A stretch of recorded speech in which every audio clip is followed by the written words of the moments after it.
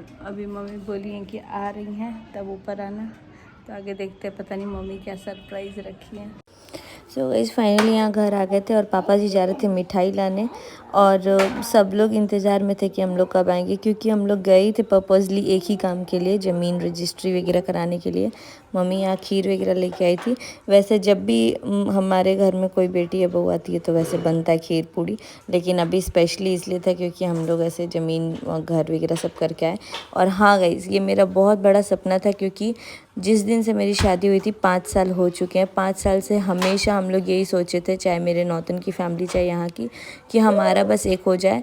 और हमारे पापा जी जो थे वो बोलते थे हमेशा कि मतलब हैं जो, वो बोलते थे कि सब कुछ हो गया है, बस एक मकान होना चाहिए खुद के उस पे, क्योंकि अपने दम पे एक मकान बनाना चाहिए।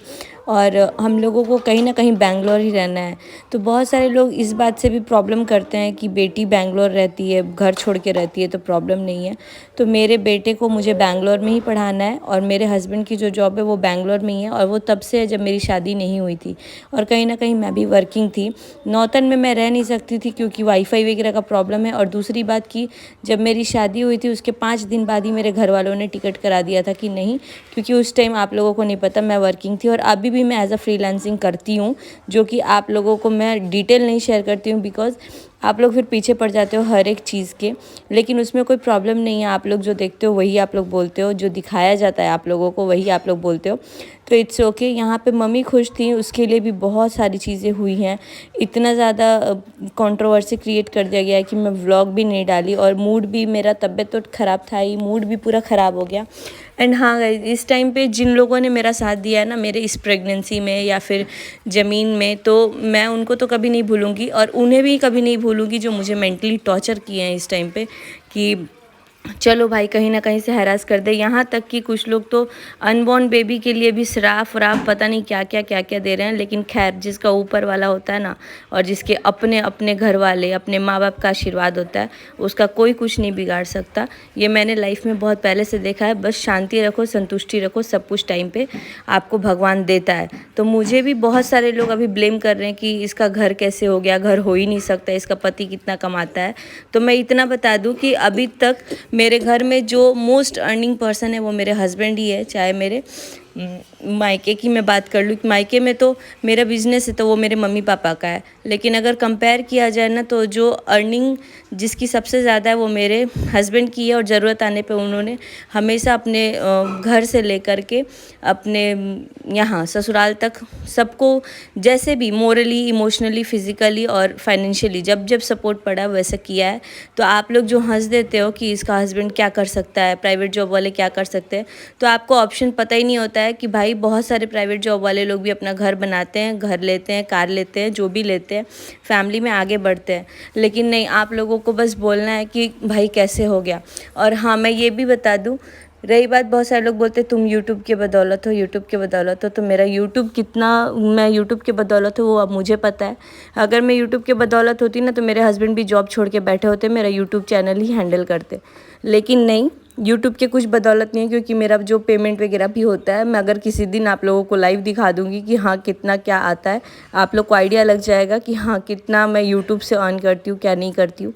तो यूट्यूब के बदौलत मेरा कुछ नहीं है, जो है वो मेरे हस्बैंड के थ्रू ही है, एंड हमारे खुद के काम के थ्रू है।